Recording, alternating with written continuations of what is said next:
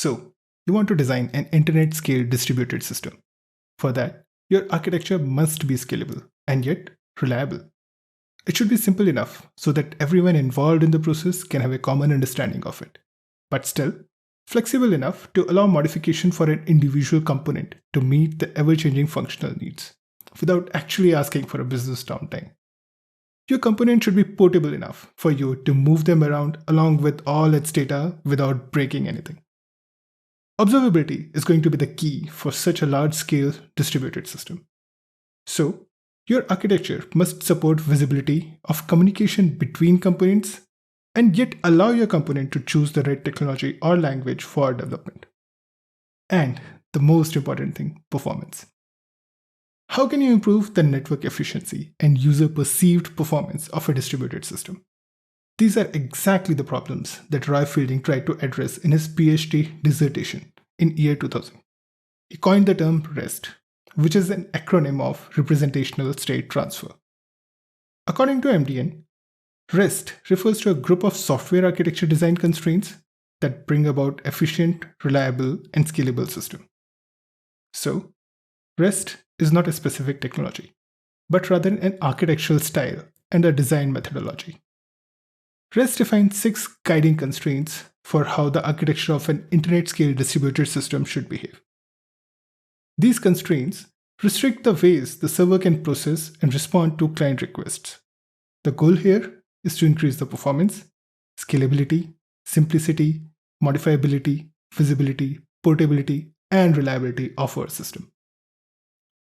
Before we get onto these constraints, let me try to explain some basic constructs of REST with an example. Let's say I want to get today's weather in New York. Here the key information that I'm interested in is weather details. The key abstraction of information in REST is called a resource. So, weather is our resource. Now our system can have weather information of many locations, along with the historical data and future forecasts. So in order to identify the specific weather information that we're interested in, we must mention the when and where. In REST, these specifics are called identifiers. Okay, so we are able to successfully pinpoint the exact information that we are interested in. But this information can be provided in many different formats.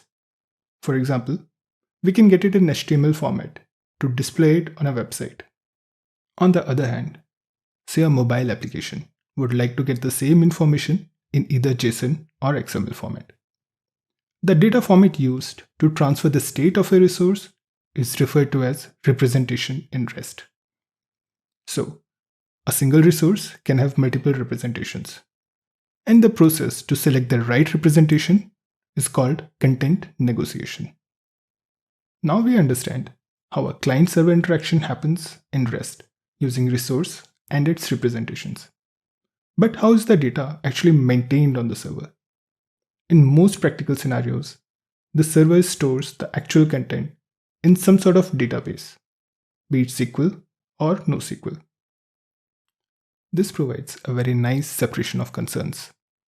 Here, we have a resource, which is just a concept, that can be referred to using an identifier. It can have multiple representations or even no defined representation at all. This allows references to be made to a concept even before any realization of that concept exists in our system. And finally, the representation itself. It is independent of how the underlying content is stored and maintained on the server. Now that we understand the basics, let's visit the 6 guiding constraints of REST.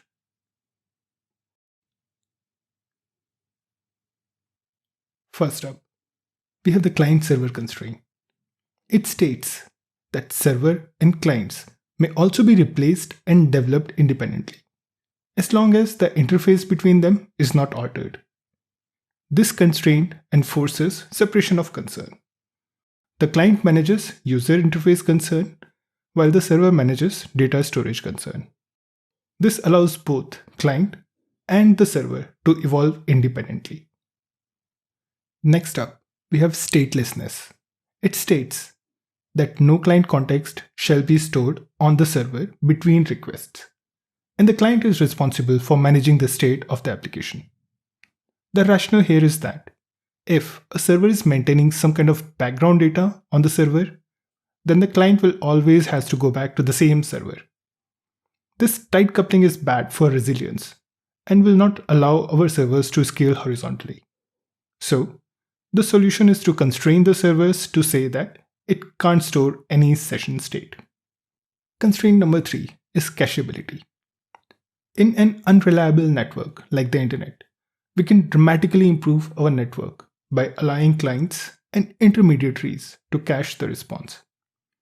In fact, a well-managed caching can partially or completely eliminate some of the client-server interactions. This will further improve the efficiency, scalability, and user-perceived performance of our system by reducing the average latency of a series of interactions.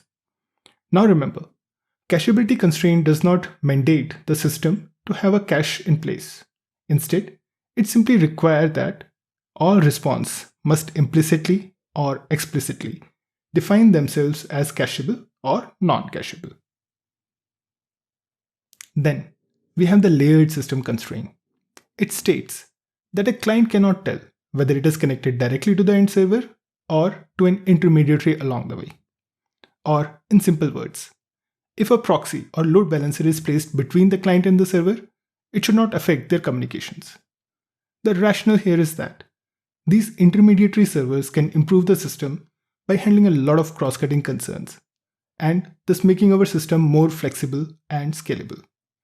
For example, load balancing and caching layers can be added as intermediaries to improve the scalability of our system without making any code change. Security can also be added as a layer on top of existing web services, separating the business logic from the security concern. Next up, we have code on demand, which is the only optional constraint in this list. According to this constraint, server can also provide executable code to the client. For example, compile components such as Java applets or client-side scripts such as JavaScripts. And finally, let's talk about uniform interface constraint. This is by far the most important constraint of them all. It suggests that there should be a uniform way of interacting with your API, so that once a developer becomes familiar with one of your APIs, he should be able to follow a similar approach for other APIs as well. It is further divided into 4 more sub-constraints. The first one is resource identification in requests. It simply means that all the requests to the server must include a resource identifier. Second sub-constraint is resource manipulation through representation. The representation or the state of the resource that is returned by the server must include enough information to modify or delete the state of the resource. Next up is self-descriptive messages. It states that each message should have enough information to describe how to process the message. For example, which parser to invoke can be specified by media type, and cache control header defines the cache behavior of the response. And finally, we have reached the infamous hypermedia as the engine of application state, which is also known as HATEOS. In a nutshell, this subconstraint says that each time a client requests for a resource, the server should return all the related APIs as well in the form of hyperlinks. With this, there is no need for the clients to hardcode the information related to the structure of server resources. Client will be able to discover all the available resources it needs. With this, we finish the basic introduction of REST. Thank you so much for listening. If you have any doubts or suggestions, you can leave them in the comments below. If the video was helpful, do hit the like button. Please hit the bell icon to stay tuned for new content. I'll see you next time.